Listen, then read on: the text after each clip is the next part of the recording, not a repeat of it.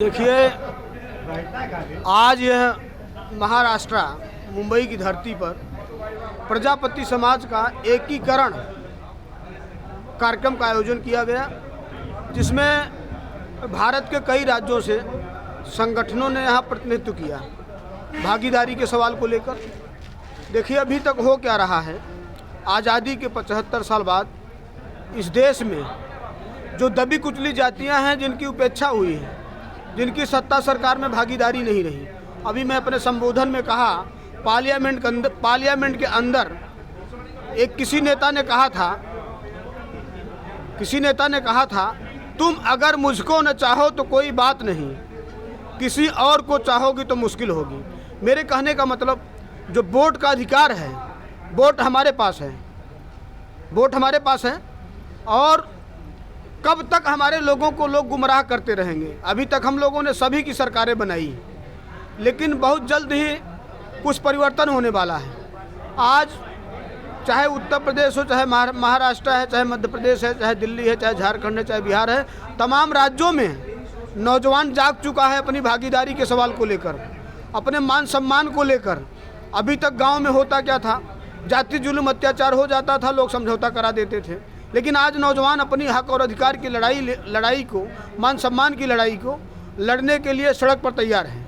आपने देखा, आज इस मुंबई की धरती पर, इस सभागार में तमाम संगठन, देश के तमाम संगठन के लोग इकट्ठा हुए हैं और पूरे देश में आज मैसेज गया है कि ये समाज अब जाग चुका है।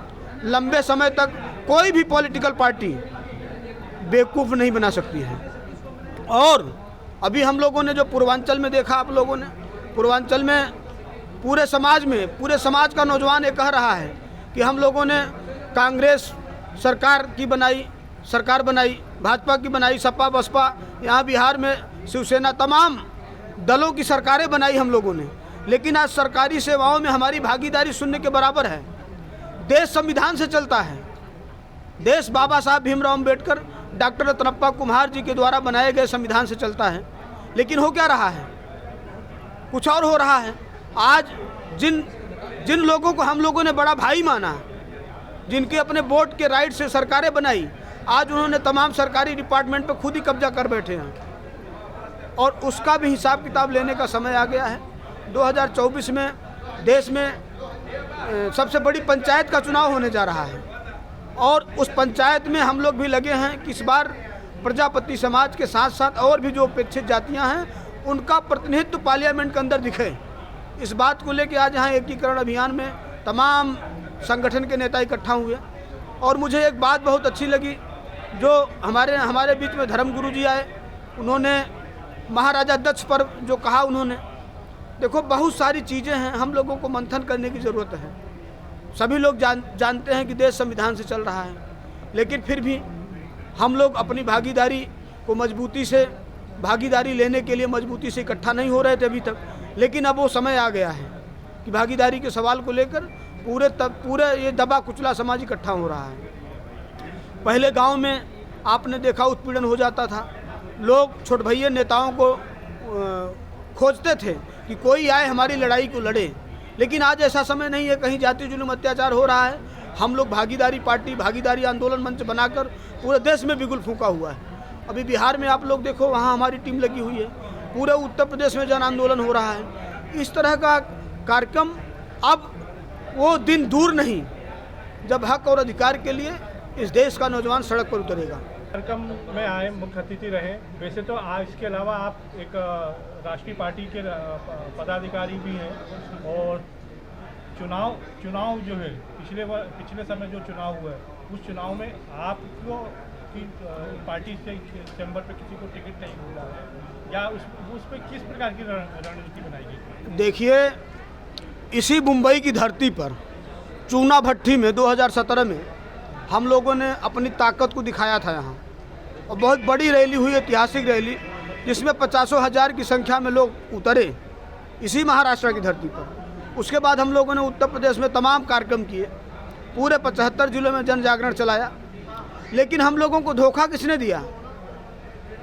गठबंधन हुआ समाजवादी पार्टी से, भागीदारी संकल्प मोर्चा, भागीदारी पार्टी बनाकर मैं पूर्वांचल में सियासत को गरमाने पे हमारे लोग लगे हुए थे। लेकिन जब भागीदारी देने की बात आई तो धोखा किसने दिया? आप लोगों ने देखा होगा, समाजवादी पार्टी के मुखिया बड़े भाई श्री अखिलेश यादव जी ने कहा कि प्रदेश के अंदर जितने भी छोटे दल हैं सबको मिल के चुनाव लड़ेंगे। कहा था कि नहीं कहा था? तमाम अखबारों ने भी छापा। लेकिन जब भागीदारी देने की बात आई तो जितने भी पार्टियां हैं, चाहे बहुजन समाज पार्टी है या समाजवादी पार्टी है, मैं उत्तर प्रदेश की बात कर रहा हूं, ये लोग कहते तो हैं कि भागीदारी देंगे, लेकिन गुलाम के रूप में भागीदारी देना चाहते हैं, पार्टी के रूप में नहीं। उनको ये पता था कि भागीदारी पार्टी को अगर हम लोगों ने सीट दे दिया, इसके चाटे पांटे विधायक आ गए तो पार्टी उत्तर प्रदेश में खड़ी हो जाएगी। बड़े भाई श्री अखिलेश यादव जी ने धोखा दिया, उन्होंने कहा लेकिन सीट नहीं दिया। अब कुछ लोग कहते हैं कि नहीं, प्रेमचंद प्रजापति जी को श्री ओम प्रकाश राजभर जी ने धोखा दिया। उन्होंने धोखा नहीं दिया, श्री अखिलेश यादव जी ने ओम प्रकाश राजभर जी को भी धोखा दिया। सीट दिया उनको 18, और उन 18 सीटों में 9 सीट उन्होंने खुद अपने लोगों को छड़ी के सिंबल पे लड़ा दिया। वही स्थिति हमारी पैदा किया। लेकिन प्रदेश की जनता भी जाग चुकी है। जो भागीदारी संकल्प मोर्चा था, जिसमें प्रेमचंद प्रजापति, रामकरण कश्यप, रामधनी बिंद और बाबूराम पाल, अनिल सिंह चौहान, बाबू सिंह कुशवाहा, बड़े भाई ओवैसी जी, जो श्री ओम प्रकाश राजभर जी के नेतृत्व में हम लोगों ने मोर्चा बनाया, जब उसको इन लोगों ने सीट नहीं दिया, धोखा दिया, तो इस उत्तर प्रदेश की जनता ने भी इनको धोखा दिया। उन्होंने कहा खबरदार, इस बार तेरी सरकार नहीं बनने देंगे। और आप लोगों ने देखा 90 सीट पर समाजवादी पार्टी 500 वोट से लेकर 3000 वोट में हारी है। अगर इन लोगों ने भागीदारी दिया होता तो आज उत्तर प्रदेश में समाजवादी पार्टी की सरकार होती और भागीदारी संकल्प मोर्चा का भी परचम उत्तर प्रदेश की सियासत में देखने को मिलता। लेकिन जब इन्होंने इस दबी कुचली जातियों के साथ धोखा किया तो इनके नेताओं ने, इस प्रदेश की जनता ने इनके साथ भी धोखा दिया। कहते हैं दूध का जला भी छाछ फूट कर फूटता है, क्योंकि इस बार आपके शब्दों से तो ये बात लगता है आने वाले 2024 के लोकसभा चुनाव में किस प्रकार की रणनीति रहेगी? क्या गठबंधन फिर इसी प्रकार से होगा या क्या? देखिए 2024 के लोकसभा चुनाव में पहले तो मैं आपको आपके चैनल को बधाई देना चाहता हूं। अशोक भाई, आपने अपनी चैनल पे मेरी आवाज़ को जन जन तक पहुंचाने के लिए हमसे आपने सवाल किया। इस बार 2024 के लोकसभा चुनाव में भागीदारी पार्टी बिहार में, उत्तर प्रदेश में, कई राज्यों में अपने प्रत्याशी उतारने का काम शुरू कर दिया है। अभी हमने हाल ही में 2 महीने पहले उत्तर प्रदेश की 80 लोकसभा सीटों में से 13 सीटों पर प्रत्याशी घोषित कर दिया है। इधर देखिए सौरभ प्रजापति जी हैं, आप भी भागीदारी पार्टी के उत्तर प्रदेश के उपाध्यक्ष हैं। इस तरह के नौजवान ने बिल्कुल फूंक दिया है पूरे प्रदेश की सियासत में। भागीदारी पार्टी लोकसभा के चुनाव में मजबूती से अपने कैंडिडेट उतारने का काम शुरू कर दिया है।